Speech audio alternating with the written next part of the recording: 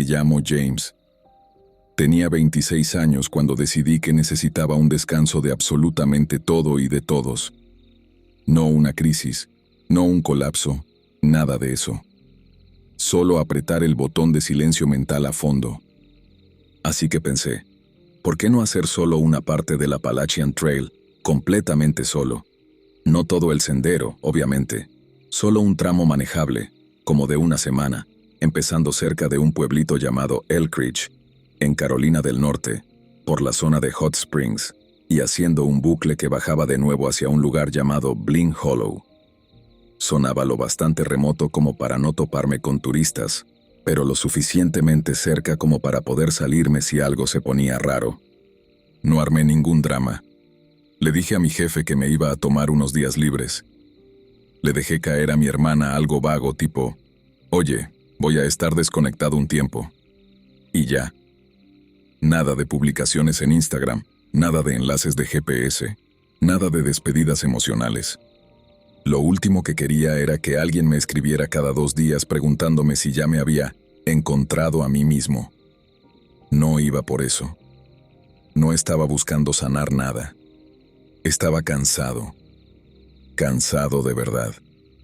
Ese cansancio de tener el cerebro zumbando por las luces fluorescentes. Quería volver a escuchar mis propios pensamientos. O mejor aún, no escuchar ninguno. Los primeros 3 días fueron exactamente lo que había esperado. Tramos largos y silenciosos de sendero, rodeados de verde espeso. Cuando estás así de metido en el bosque, empiezas a notar cosas raras, como cuántos tonos distintos de musgo existen, o cómo se siente la corteza de los árboles cuando apoyas todo el cuerpo contra ella.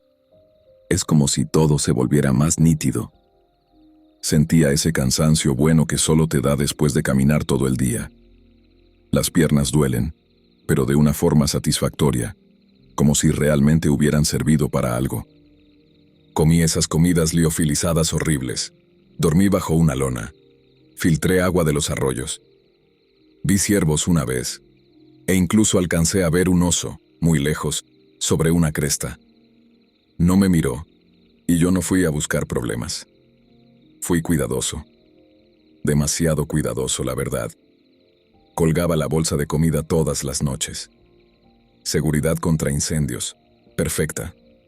Revisaba mapas. Usaba puntos de referencia. Marcaba lugares de emergencia. Tenía planes de respaldo para mis planes de respaldo. Ese tipo de estructura reconforta cuando estás solo ahí afuera. Me hacía sentir que tenía el control. La 4ª noche fue cuando todo cambió. Armé el campamento en una hondonada al norte de Devil's Thread Gap, a unos 10 kilómetros después del punto medio de mi recorrido. Cerca había un lecho de arroyo seco, en un claro con suficientes rocas como para servir de cortaviento natural. Recuerdo haber pensado que era el lugar perfecto. Herví agua, abrí una bolsa de lasaña en polvo, igual de asquerosa que siempre, y me senté en un tronco medio podrido, revisando un libro en el celular. Justo cuando empecé a relajarme, me golpeó. El olor fue instantáneo, fuerte, químico, como una mezcla de sangre y ácido de batería, con un fondo de algo podrido. No era solo desagradable, estaba mal. ¿Sabes cuando el cerebro te tira de los instintos porque detecta peligro antes de que puedas procesarlo de forma lógica? Eso fue exactamente lo que sentí. Pensé que tal vez algún animal había muerto cerca. Así que me levanté y revisé despacio el área. Miré bajo los arbustos. Subí un poco para revisar la pendiente de arriba. Caminé cerca de la línea de árboles. Nada. Ningún cadáver. Ningún buitre. Ninguna marca de garras ni huellas. Ni siquiera hojas removidas. Todo estaba quieto. Demasiado quieto. No perdí tiempo después de eso. Me metí la comida a la fuerza. Volví a revisar la bolsa del oso. Me cerré dentro de la tienda antes de que se pusiera el sol. Algún momento después de medianoche, escuché los pasos. Eran lentos. Uno a la vez, avanzando entre hojas secas y ramitas. No eran apresurados. No sonaban como un animal. He escuchado mapaches, zorros, incluso ciervos moverse por el bosque. Esto no era eso. Esto era deliberado. Me incorporé dentro del saco de dormir, completamente inmóvil. No respiraba, solo escuchaba. Los pasos rodearon la tienda una sola vez. Un círculo perfecto. Luego se detuvieron justo detrás de mi cabeza. No hubo ruido de hojas, ni linterna, ni voz. Solo silencio. No abrí el cierre. Ni siquiera me moví. Tenía un cuchillo bajo el saco de dormir, los dedos apretando el mango tan fuerte que se me entumeció la mano. Esperé. Creo que me quedé así hasta que el cielo empezó a aclararse y los pájaros volvieron a cantar. Por la mañana revisé el suelo detrás de la tienda. Había huellas, no eran mías. Las suelas eran casi completamente lisas, como de zapatos de cuero antiguos. Y la punta apuntaba ligeramente hacia adentro, como si la persona caminara con los pies torcidos. Ese detalle pequeño fue lo que más me afectó. No sé por qué, pero lo hizo. Se sentía mal, como si hubiera algo incorrecto en la forma de moverse de quien fuera que había estado ahí. Empaqué rápido. No comí, ni siquiera estiré. Solo empecé a caminar y no paré hasta que las piernas me gritaban de dolor. Me salté el siguiente punto planeado. Ignoré mis descansos y solo me detenía lo justo para tomar agua y seguir avanzando. Y el olor me siguió. Venía en oleadas, a veces leve, a veces más fuerte, como óxido y podredumbre. Y algo más, algo dulce, casi empalagoso, como fruta pasada. No tenía sentido.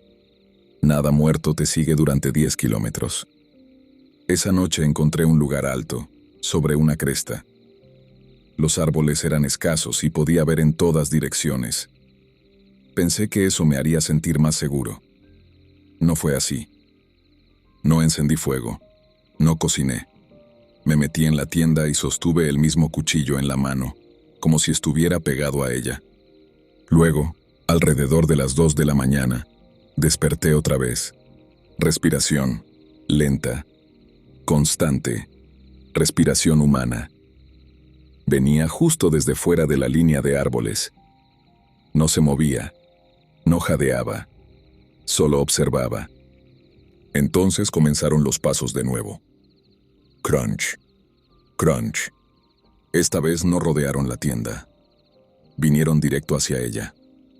Vi la silueta, alta, delgada, recortada por la luz de la luna.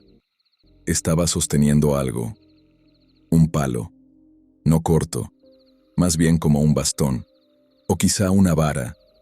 Se quedó de pie justo afuera de la tienda y lo golpeó una vez. Nada más.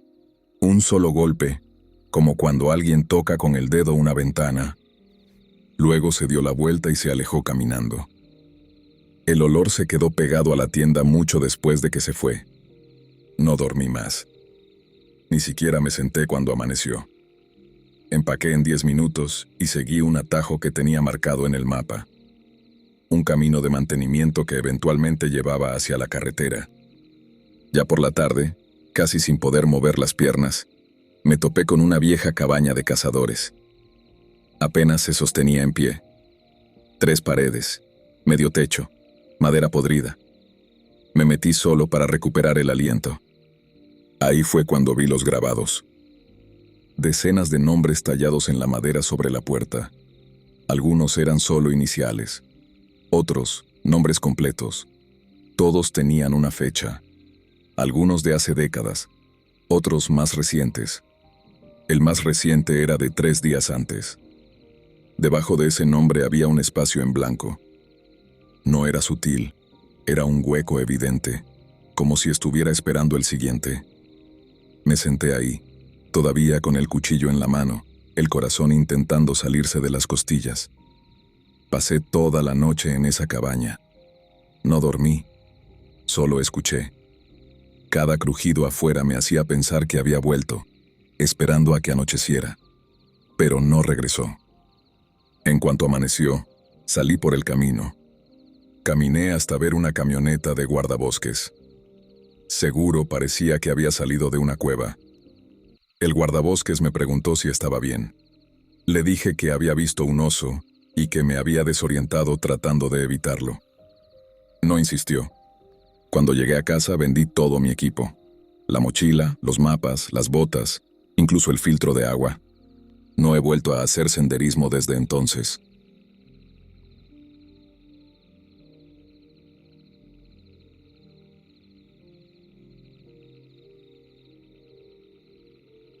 Antes pensaba que se me daba bastante bien estar en el bosque. No es que fuera un experto en supervivencia ni nada por el estilo, pero acampaba, hacía senderismo y no me alteraba por cada rama que se quebraba. Así que cuando mi primo Ben me invitó a pasar una semana en la propiedad de su familia cerca de Waverly, Virginia, el agosto pasado, no lo dudé ni un segundo. Tenían una cabaña enorme de troncos, metida más allá del borde de cualquier cosa que pudiera llamarse civilización. Sin vecinos, sin señal de celular, sin luces lejanas de algún pueblo. Solo árboles interminables detrás de la casa, como si el bosque empezara justo donde terminaba el patio, y siguiera para siempre. Ben y yo crecimos pasando los veranos juntos. Incluso después de empezar la universidad, mantuvimos la tradición. Los dos teníamos 20 años ya, técnicamente adultos. Pero cuando nos juntábamos, seguían siendo las mismas bromas estúpidas de siempre, las mismas competencias absurdas sobre quién podía comer más snacks de gasolinera o a quién su universidad le estaba destruyendo más el alma. Llevábamos ya varios días de visita cuando el aburrimiento pegó fuerte.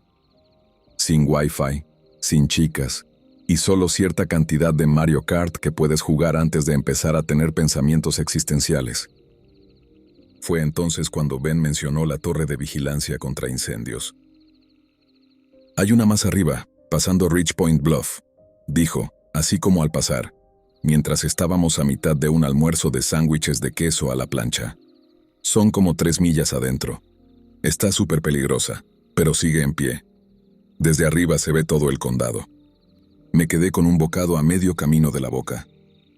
¿Has subido ahí antes? Una vez, en segundo año. Hicimos una caminata nocturna.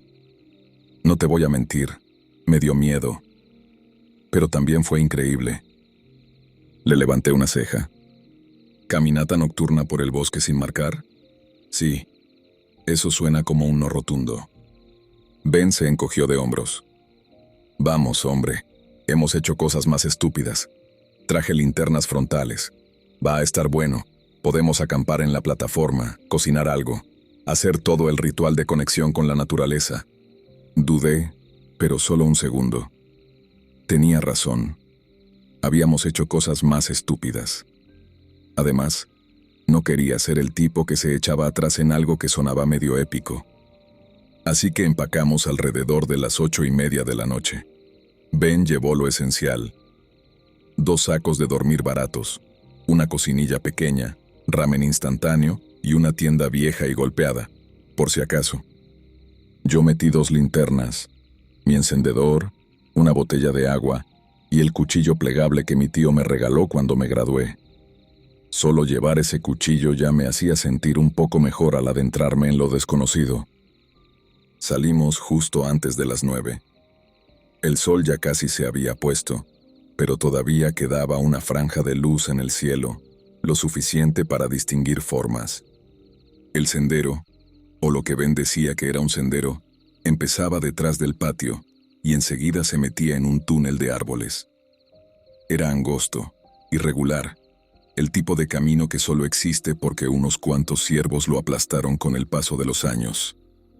Cada pocos pasos tenía que esquivar ramas o pasar por encima de raíces medio enterradas. Una de ellas me hizo tropezar tan mal que casi me estrelló contra el suelo a los 5 minutos de empezar.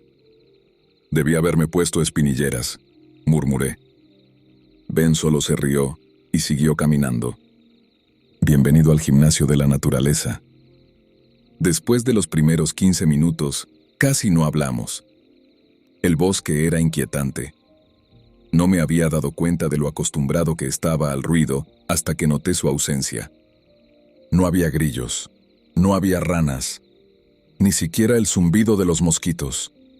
Solo nuestros pasos y el roce ocasional de hojas cuando rozábamos algo al pasar. Se sentía como estar bajo el agua, todo amortiguado. Entonces pasamos junto a un camión viejo y oxidado. Estaba ladeado contra un árbol, como si una grúa lo hubiera dejado caer ahí. Las ventanas estaban rotas, musgo cubriendo el capó, enredaderas metiéndose por la parrilla destrozada. Ben lo señaló con la cabeza. Eso lleva ahí desde siempre. Era un camión maderero. Creo que perdió una rueda. Nadie lo sacó jamás. Bromeamos diciendo que parecía el inicio de cualquier película de terror, de esas donde la cámara se acerca lentamente a un objeto raro y sabes que alguien está a punto de morir. Como media hora después, encontramos algo colgando de la rama de un árbol.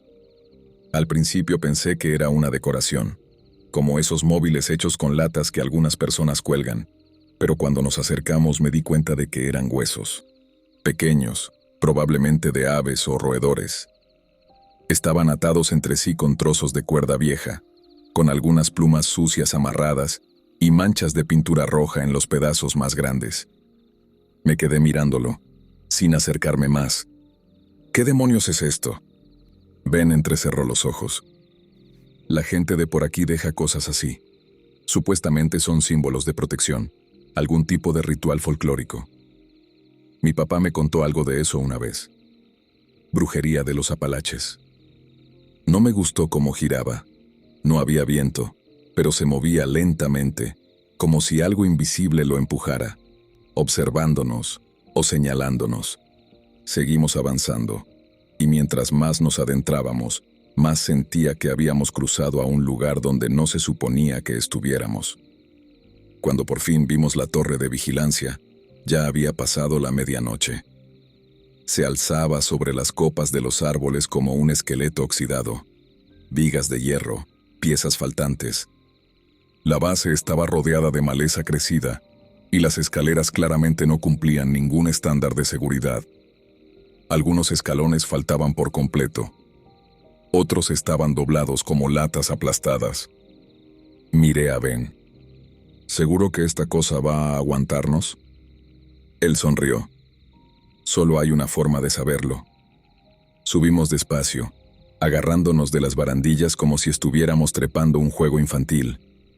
Algunos escalones crujieron bajo nuestro peso, y tuve que saltar un hueco que me retorció el estómago.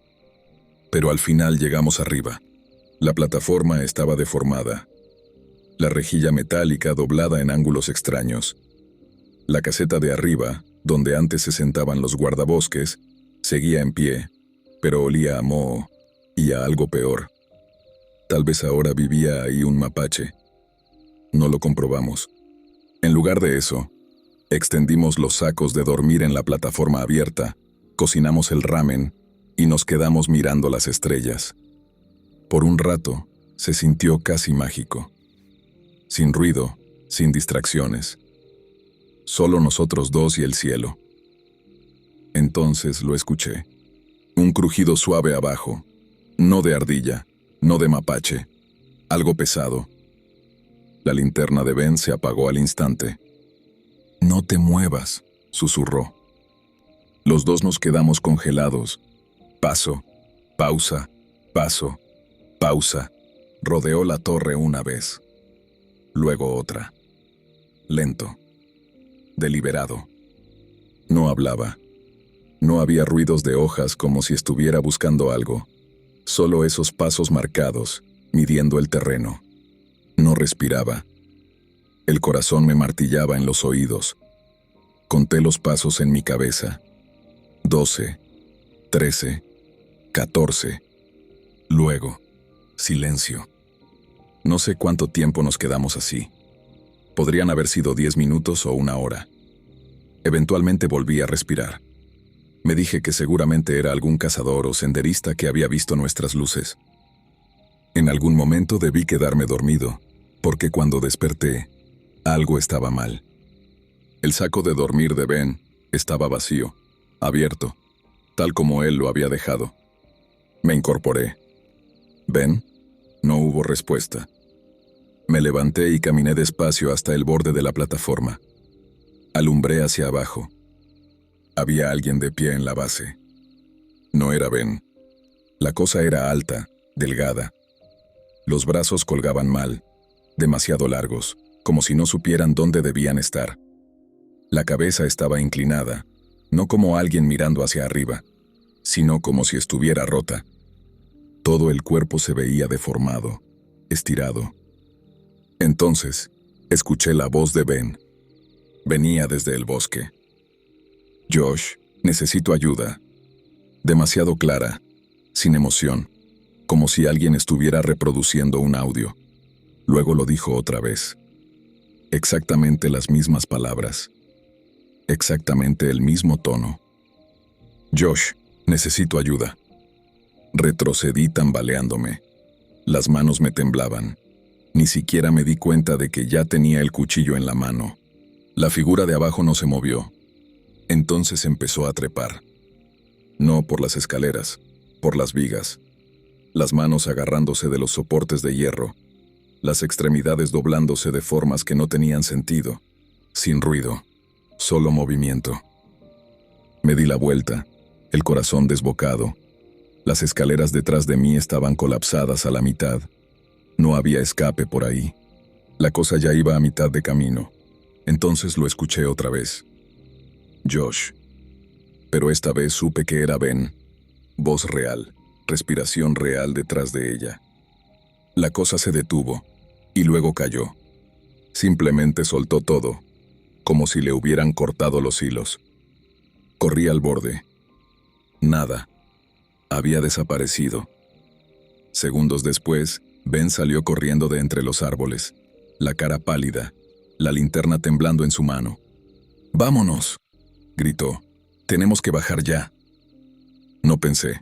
Me agarré del poste más cercano, me lancé y caí. Golpeé el suelo y me deslicé por la pendiente hasta que Ben me atrapó.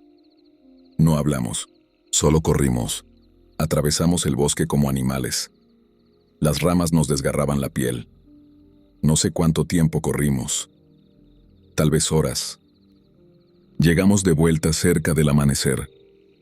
Cuando alcanzamos la cabaña, Ben cerró la puerta de golpe y la aseguró. Solo entonces habló. Dijo que se había levantado a orinar y vio algo. Al principio pensó que era yo, pero se movía mal. A tirones, como si no supiera cómo funcionaban las extremidades. Luego dio un paso detrás de un árbol y desapareció.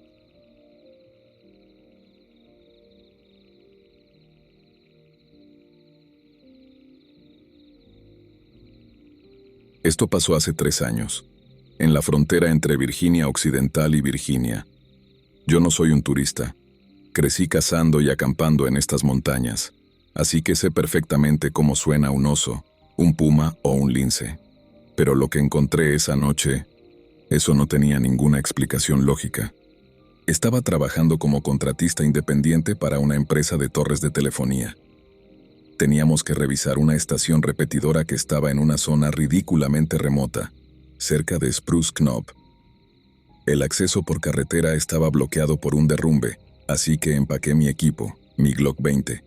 Siempre llevo una 10 milímetros en el monte por los osos negros, y decidí caminar los 6 kilómetros de sendero para terminar el trabajo rápido y volver antes del anochecer. Terminé tarde. Error número 1. La electrónica de la torre estaba dando problemas y, para cuando cerré el panel, el sol ya se estaba ocultando detrás de las crestas. En los Apalaches, cuando el sol se va, la oscuridad cae como una manta pesada. No es como en la ciudad. Aquí el bosque se vuelve una pared negra. Encendí mi linterna frontal y empecé a bajar por el sendero. A los 20 minutos, el bosque se quedó en silencio absoluto. Los que viven en la ciudad creen que el silencio es bueno, pero en el monte, el silencio significa que todos los animales pequeños se han escondido porque hay un depredador cerca. Entonces lo escuché. Un silbido. Era una melodía simple, de 3 notas, muy aguda. Sonaba exactamente como si alguien estuviera caminando a unos 30 metros a mi izquierda, entre la maleza espesa. Me detuve en seco. Mi primer pensamiento fue que era algún excursionista perdido o un tipo raro. «¿Hola?», grité. Mi voz sonó pequeña entre los árboles gigantes. Nadie respondió, pero el silbido volvió a sonar. Esta vez venía de la derecha y sonaba idéntico. No como si otra persona estuviera silbando, sino como si la misma persona se hubiera movido 50 metros en un segundo. Me empezó a subir un escalofrío por la nuca. Apresuré el paso. Empecé a notar un olor. No era el olor a podrido de un animal muerto, era algo diferente, como ozono y pelo mojado. Un olor metálico que te revolvía el estómago. De repente, escuché pasos. Pero no eran pasos de 4 patas. Eran pasos pesados, bípedos. Alguien o algo estaba caminando en paralelo a mí, manteniéndose justo fuera del haz de mi linterna. «¡Tengo un arma!», grité mientras sacaba la Glock y cortaba cartucho. El sonido del metal al encajarse suele asustar a cualquiera, pero esta vez, lo que sea que estaba ahí afuera se rió. No fue una risa humana. Fue un sonido que imitaba una risa, como una grabación reproducida a la velocidad incorrecta. Un sonido seco, gutural. En ese momento cometí el error de apuntar mi linterna hacia los arbustos de laurel de montaña a mi derecha. Entre las ramas, vi algo que me heló la sangre. Vi un par de ojos. Estaban demasiado arriba para ser un hombre, por lo menos a 2,5 metros del suelo. Pero no brillaban con el reflejo de la linterna como los ojos de un ciervo o un lobo. Eran opacos, de un color gris pálido. La cosa se asomó un poco más. Tenía el pelo largo, enredado con hojas y barro, y una cara que parecía un intento fallido de parecer humana. La piel era blanca como la de un pez muerto. No tenía nariz, solo 2 hendiduras, y su boca era demasiado ancha para su cara. No esperé a ver más. El instinto de presa se apoderó de mí. Me di la vuelta y empecé a correr como nunca en mi vida. Podía oír a esa cosa rompiendo ramas detrás de mí. No corría como una persona. Sonaba como si se lanzara contra los árboles, usando sus brazos para impulsarse. Lo peor fue cuando empezó a hablar. Usó mi propia voz. «¡Hola!», gritó la cosa detrás de mí, con el mismo tono exacto de miedo que yo había usado minutos antes. «¡Tengo un arma!». Casi me caigo del horror. Estaba repitiendo mis palabras. Corrí hasta que mis pulmones ardían. Cuando vi las luces de mi camioneta al final del sendero, no busqué las llaves. Simplemente salté sobre la caja de la camioneta y me metí por la ventana trasera que estaba abierta. Arranqué el motor y salí de ahí quemando llanta. Mientras giraba en el camino de grava, las luces de la camioneta iluminaron por un segundo el borde del bosque. Ahí estaba parado. Era flaco, ridículamente largo, con extremidades que no tenían sentido. Me estaba mirando fijamente, y justo antes de que yo acelerara, levantó una mano con dedos demasiado largos, y me saludó de forma lenta y burlona. No volví a ese sector. Renuncié a ese contrato a la mañana siguiente. Mi jefe me preguntó por qué dejé mi equipo de pruebas en la torre. Le dije que si lo quería, podía ir él mismo a buscarlo. No me importa cuánto paguen. No hay dinero en el mundo que me haga volver a entrar en esos bosques de noche. Hay cosas allá arriba que han estado ahí mucho antes que nosotros, y han aprendido a imitarnos muy bien.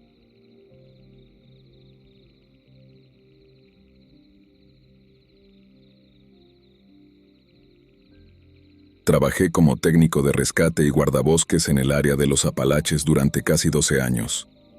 Si pasas suficiente tiempo en West Virginia, aprendes que estas montañas no son solo tierra y roca. Son como un queso suizo, llenas de agujeros, túneles y grietas que nadie ha mapeado nunca. La regla de oro entre nosotros siempre fue: si el perro no quiere entrar, tú tampoco. En el otoño de 2019, recibimos una llamada sobre un excursionista desaparecido, un tipo de unos 30 años llamado Mark. Había salido a hacer senderismo solo cerca de una zona conocida como Smoke Hole. Encontramos su camioneta en el inicio del sendero, pero no había rastro de él. Al tercer día de búsqueda, mi compañero, un veterano llamado Miller, y yo, encontramos una apertura en la ladera de una montaña que no aparecía en nuestros mapas topográficos. Era una hendidura estrecha de la que salía un aire helado que olía a humedad y a algo agrio. Cerca de la entrada, Miller encontró la linterna frontal de Mark. Estaba aplastada, como si alguien la hubiera pisoteado con una fuerza increíble. Decidimos entrar. Error típico de protocolo, pero pensamos que el tipo podría estar herido justo dentro. Los primeros 50 metros eran estándar. Estalactitas, suelo resbaladizo, paredes de caliza. Pero a medida que bajábamos, el túnel se volvía más regular, casi como si hubiera sido tallado, aunque las marcas en las paredes no parecían de herramientas. Parecían marcas de garras, pero de un tamaño que no correspondía a ningún oso que yo conociera. ¿Hueles eso?, preguntó Miller. Era el olor. Ese olor agrio se había convertido en un hedor a carne vieja, como cuando un ciervo muere atrapado en una cerca y se queda ahí bajo el sol. Llegamos a una cámara grande, una especie de catedral natural de piedra. En el centro, había una pila de cosas que nos hizo detenernos en seco. No eran solo rocas, eran objetos, mochilas de senderismo viejas, cámaras de fotos de los años 90, botas de montaña desparejadas y una colección inquietante de huesos de venado perfectamente limpios. En la cima de la pila estaba la chaqueta naranja brillante de Mark. Miller gritó su nombre. El eco en esa cámara fue extraño. No rebotó como debería. El sonido pareció ser absorbido por la oscuridad del fondo. Entonces, desde lo más profundo de la cueva, escuchamos una respuesta. «Aquí. Ayuda». Era la voz de Mark. Sonaba ronca, como si no hubiera tomado agua en días. Apresuramos el paso hacia un túnel lateral de donde venía la voz. Miller iba adelante con su linterna de alta potencia. El túnel empezó a hacerse más y más estrecho hasta que tuvimos que ponernos de rodillas. «Mark, ¿dónde estás?», gritó Miller. «Justo aquí, a la vuelta», respondió la voz. Pero algo me dio mala espina. La voz de Mark sonaba exactamente igual en cada sílaba. Tenía la misma entonación, el mismo volumen, la misma desesperación exacta cada vez que hablaba. Era como si estuvieras escuchando un audio en bucle. Me detuve y agarré a Miller por la bota. «Espera, Miller, algo no está bien. Escúchalo».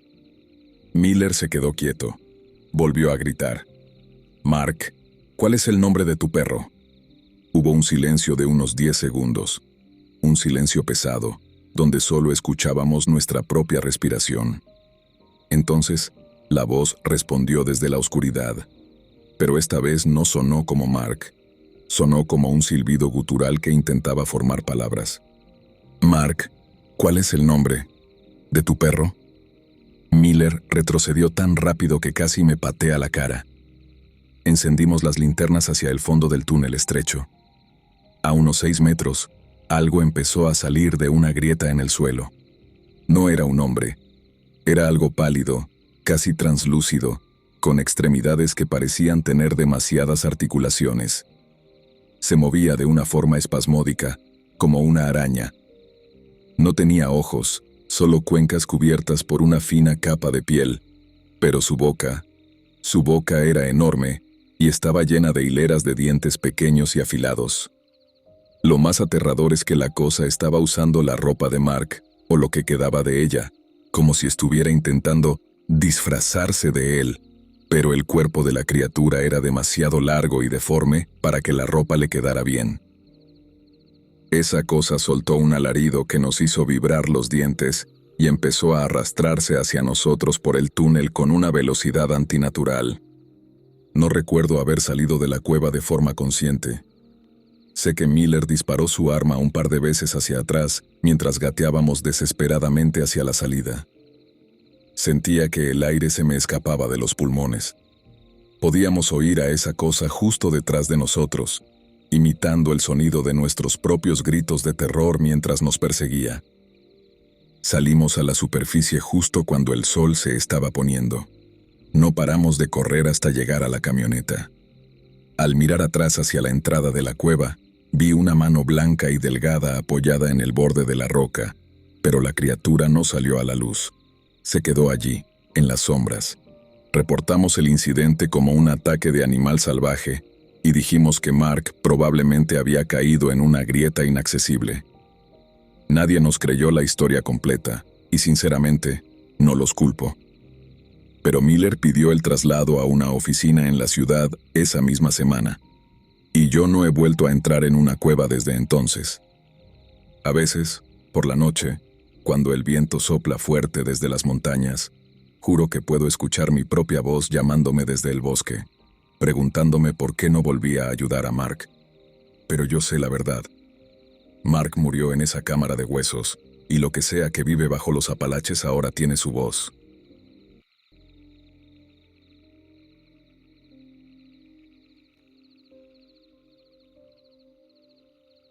Tenía 17 años ese verano.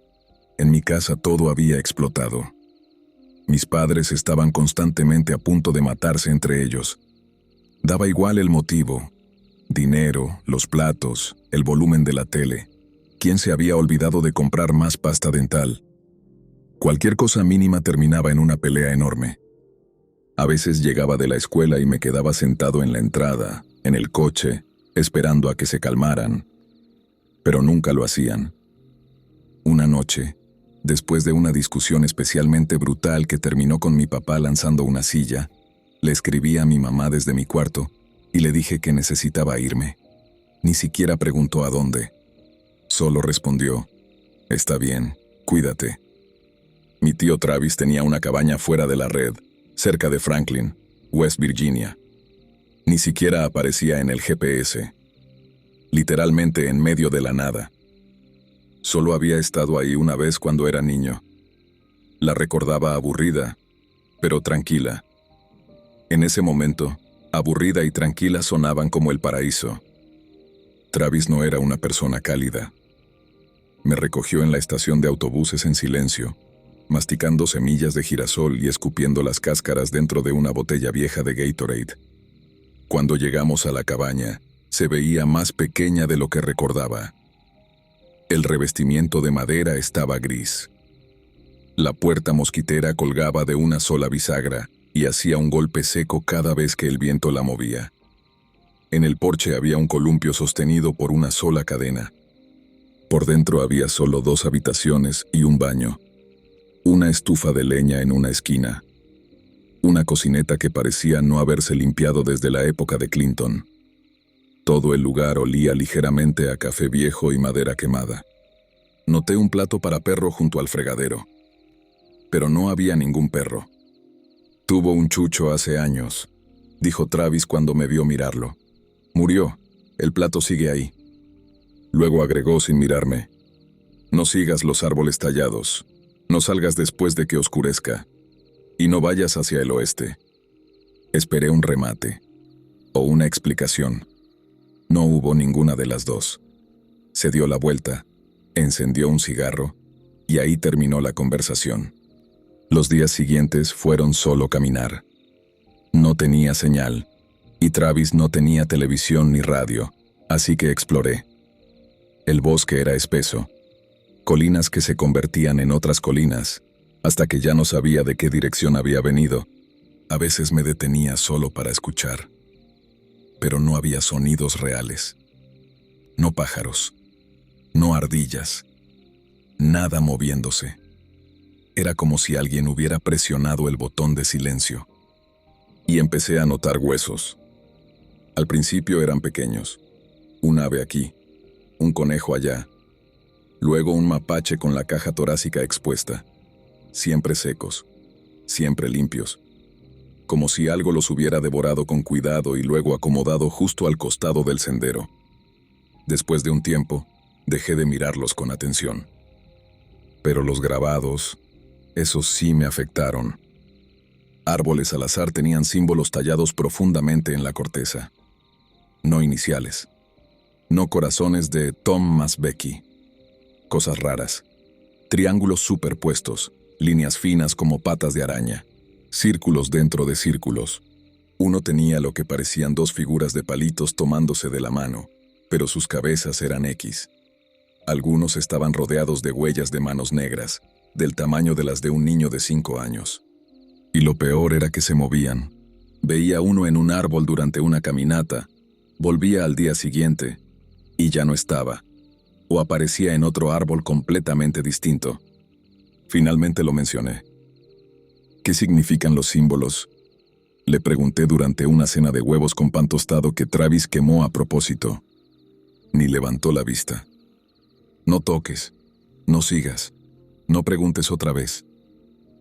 Fue la primera frase completa que le escuché en días. Una mañana desperté antes de que saliera el sol.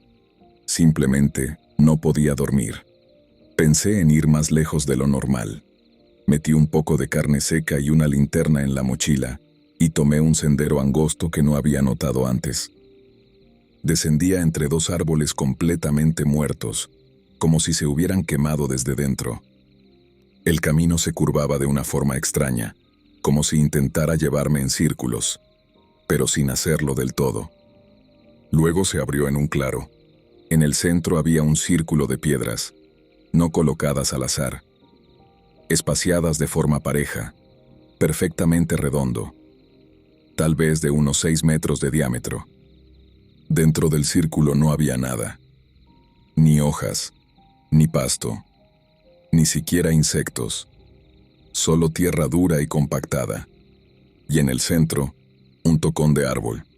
Era pálido, como si lo hubieran cortado recientemente, pero no coincidía con ninguno de los árboles alrededor. El corte era demasiado limpio, sin corteza, sin bordes irregulares. Se veía mal, como si no perteneciera a ese lugar. Me acerqué un poco más. No entré al círculo. Entonces vi la cuerda. Colgaba de una rama alta, vieja, deshilachada, gruesa, un lazo corredizo. No se balanceaba fuerte. Solo un leve movimiento, como si alguien lo hubiera tocado hace poco.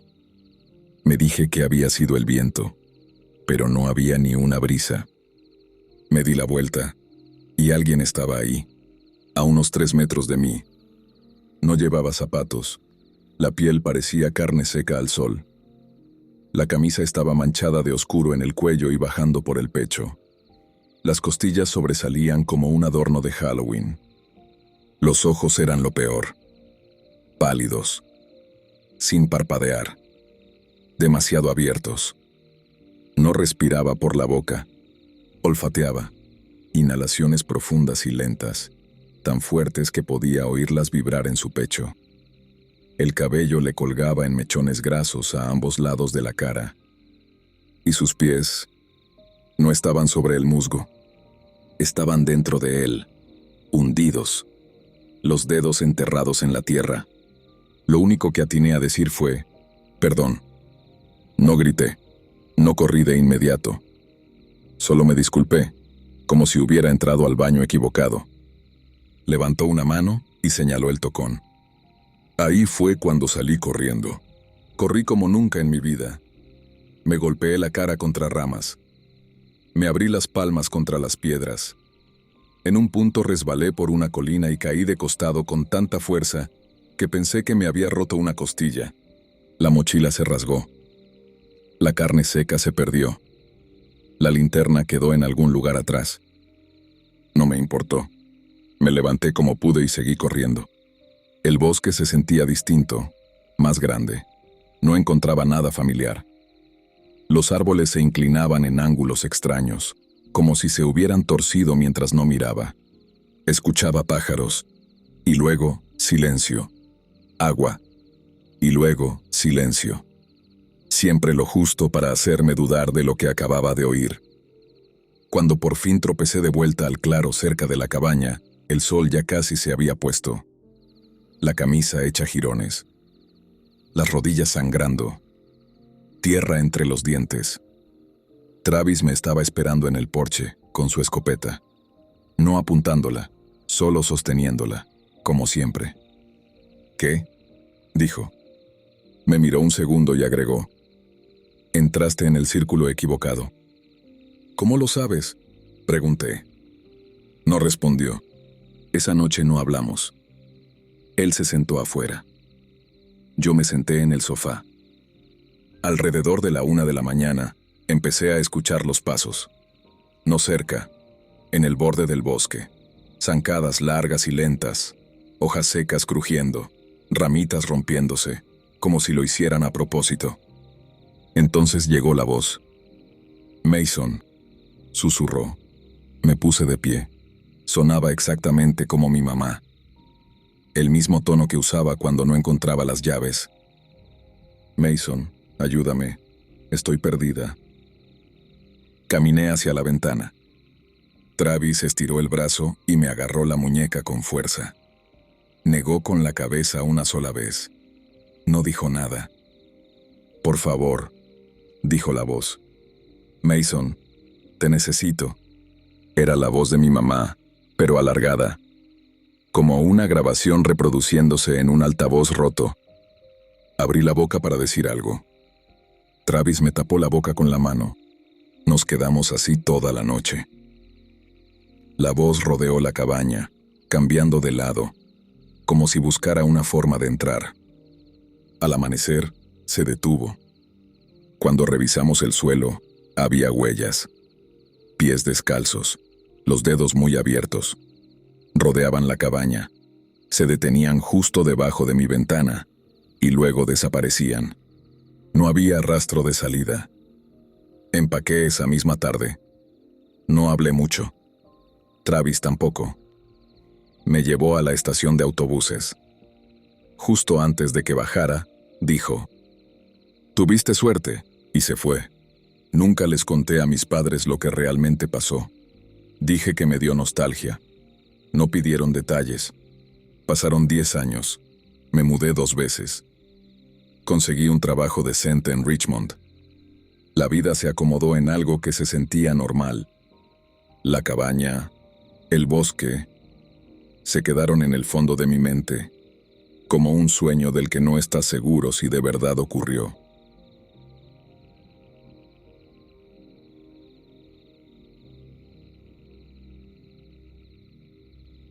Esto no es algo que vayas a encontrar en los folletos del Servicio de Parques Nacionales.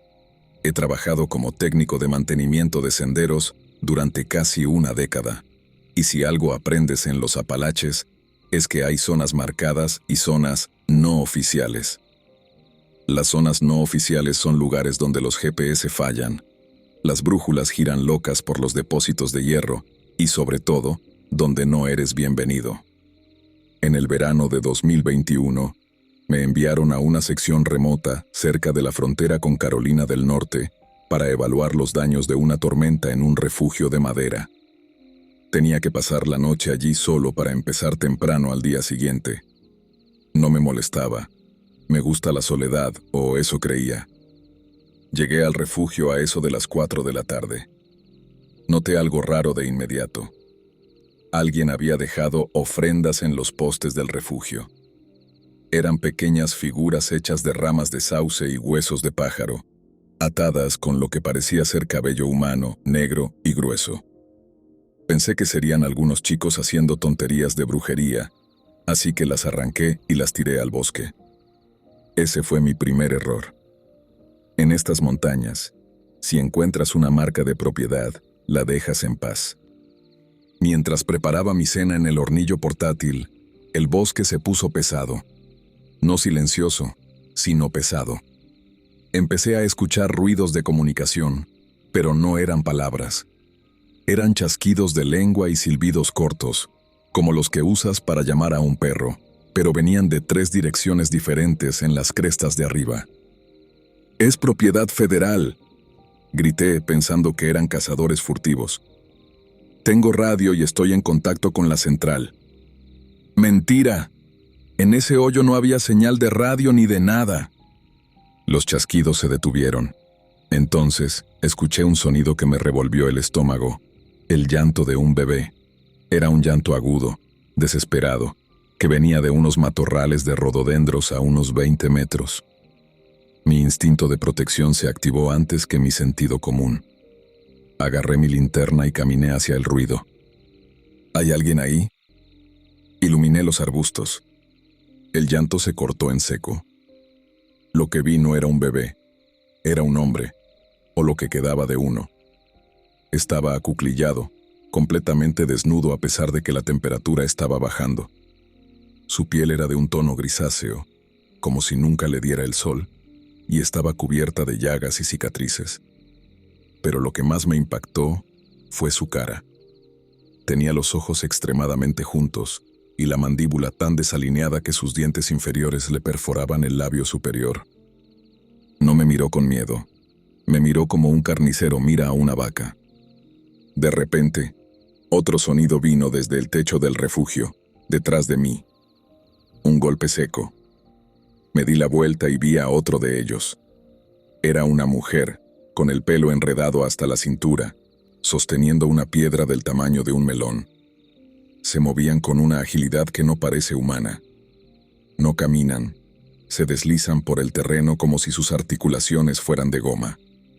No dijeron ni una palabra. No había amenazas, solo una coordinación perfecta. El tipo del arbusto se puso de pie y vi que tenía una especie de lanza hecha con una varilla de refuerzo oxidada, probablemente robada de alguna construcción vieja. Atrás. Saqué mi cuchillo de monte, porque mi spray para osos se había quedado en mi mochila, dentro del refugio. La mujer en el techo soltó una carcajada que no era una risa, era un ladrido. En ese momento, desde la oscuridad total más allá de mi linterna, surgió una voz. Era una voz humana, pero hablaba un dialecto de inglés tan antiguo y deformado que apenas entendí. Tiras lo que es de la colina. Ahora tú eres de la colina. Esa fue mi señal. No peleé. Simplemente corrí. Tiré mi linterna hacia ellos para cegarlos un segundo, y me lancé ladera abajo, sin seguir el sendero. Sabía que si seguía el sendero me emboscarían. Corrí por el lecho del arroyo, rompiéndome las espinillas con las piedras, escuchando cómo ellos saltaban por las rocas detrás de mí, riendo y haciendo esos chasquidos. Son como animales de carga. Te fatigan. Te persiguen hasta que tu corazón no puede más. Estuve corriendo casi 2 horas en la oscuridad total, guiándome solo por el sonido del agua, hasta que llegué a la carretera forestal principal. Me subí al capó de un coche de unos campistas que estaban aparcados allí, gritando como un loco. Cuando los campistas salieron asustados con sus linternas, iluminamos el borde del bosque. Había 3 de ellos, parados en la linde de los árboles, perfectamente quietos. Al verse descubiertos por más luces, se desvanecieron en la maleza sin hacer ni un ruido, ni un solo crujido de hoja seca. Cuando hablé con mi supervisor después, me dijo que no hiciera un informe oficial. Me dijo que esas familias han estado ahí desde antes de que el parque fuera parque, y que el gobierno prefiere ignorarlos mientras se queden en las zonas altas. Ahora entiendo por qué desaparece tanta gente en los Apalaches y nunca encuentran ni una bota. No es que se pierdan, es que los recogen. Esa gente no tiene nada que ver con los criptidos. Son algo mucho peor. Son personas que olvidaron lo que significa ser humano, pero conservaron el hambre.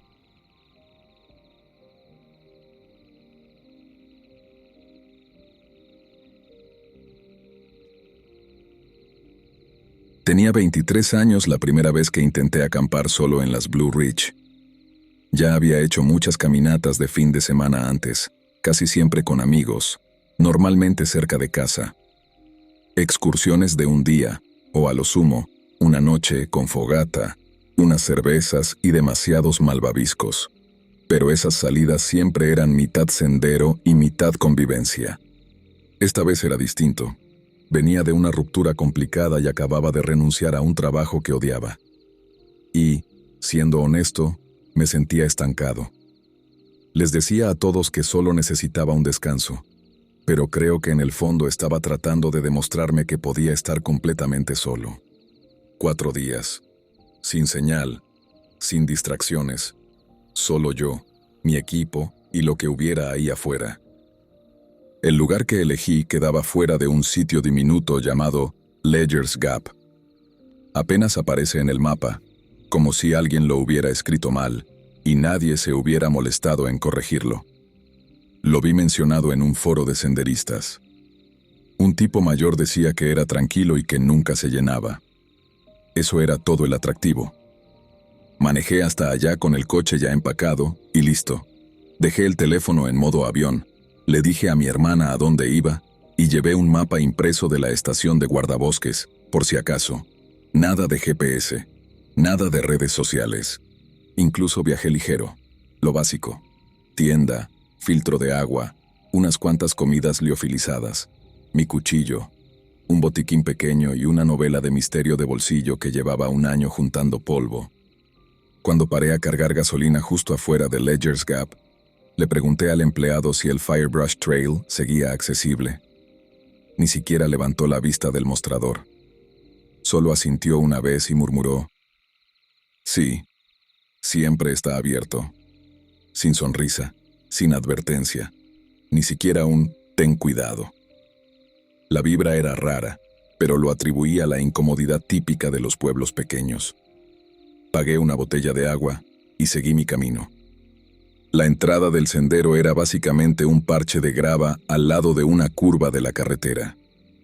Había un poste de madera golpeado por el tiempo, con un letrero descolorido que decía: «Sin mantenimiento más allá de este punto». No había estacionamiento formal, ni caseta de guardabosques, ni otros coches.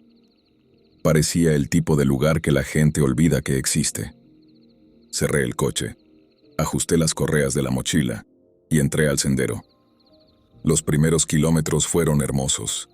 El camino serpenteaba entre árboles altos con troncos cubiertos de musgo y arbustos bajos que crujían cuando los rozaba. El aire olía a tierra húmeda y hojas viejas. De vez en cuando escuchaba un pájaro carpintero o veía una ardilla cruzar entre la maleza, pero por lo demás, todo estaba en silencio. Tranquilo, aunque un poco inquietante. Ya por la tarde había caminado unos 10 kilómetros y encontré un terreno plano junto a un arroyo. No era un campamento oficial, pero era perfecto. Suelo blando, sin piedras, espacio claro para la tienda y una pequeña pendiente cerca donde podía sentarme a comer. Armé la tienda, filtré agua del arroyo, herví una bolsa de chili en mi hornillo y me senté sobre un tronco, con las botas fuera, mirando el agua correr. Esa primera noche no pasó absolutamente nada. Me quedé despierto leyendo con la linterna frontal. Luego me metí en el saco de dormir y me dormí con el sonido del agua y el susurro de las hojas sobre la tienda. A la mañana siguiente decidí caminar ligero.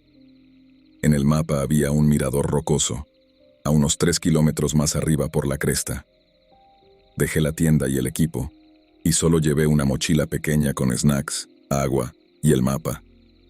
Para estar seguro, rompí una camiseta roja vieja en tiras y até una a una rama cada 100 metros, más o menos, para marcar el camino.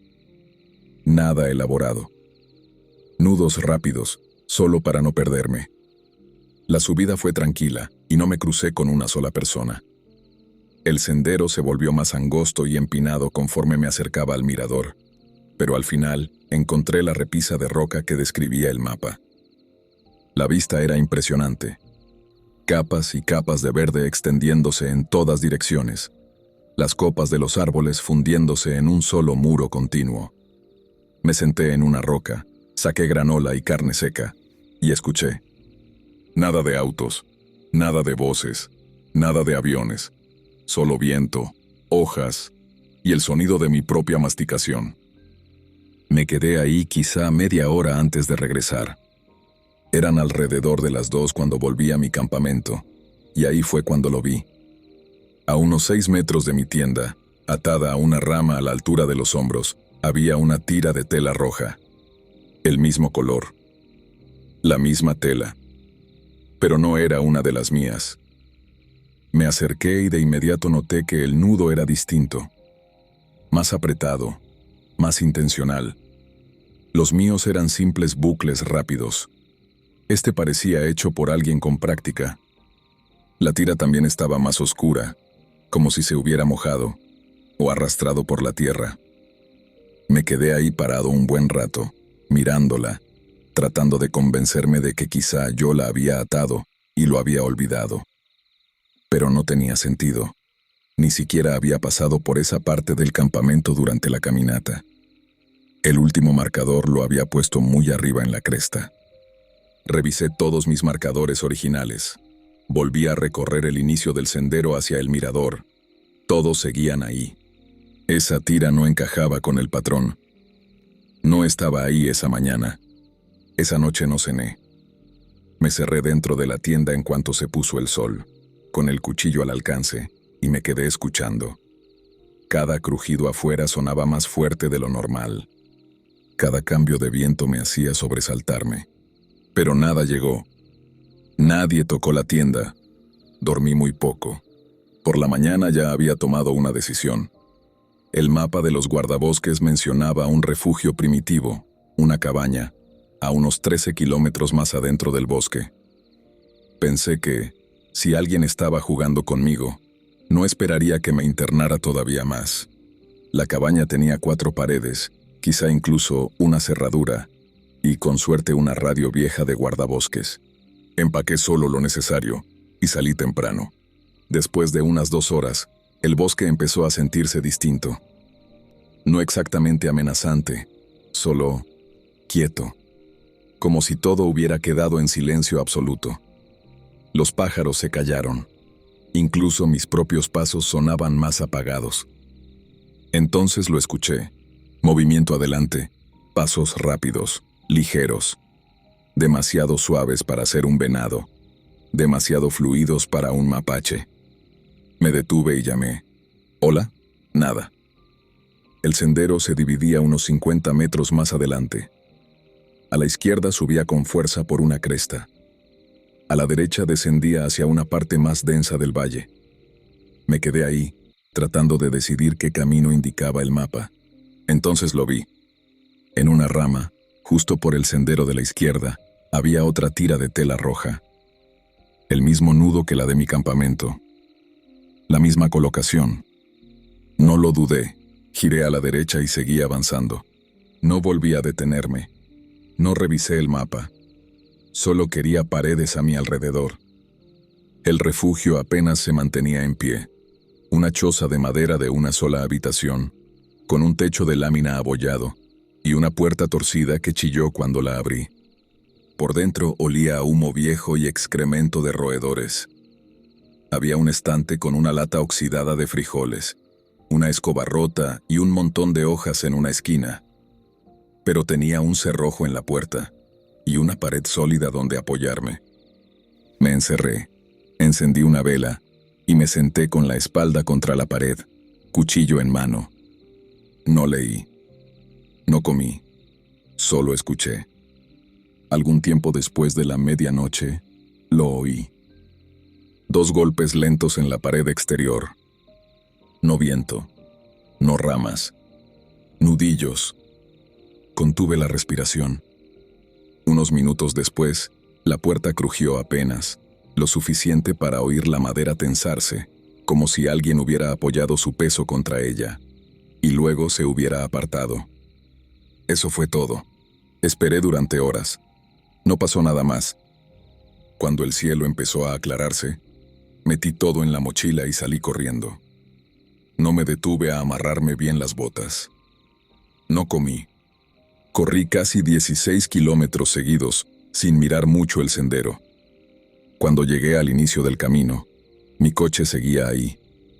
Me apoyé contra él, jadeando, mirando de reojo hacia los árboles, como si algo pudiera seguirme fuera del bosque.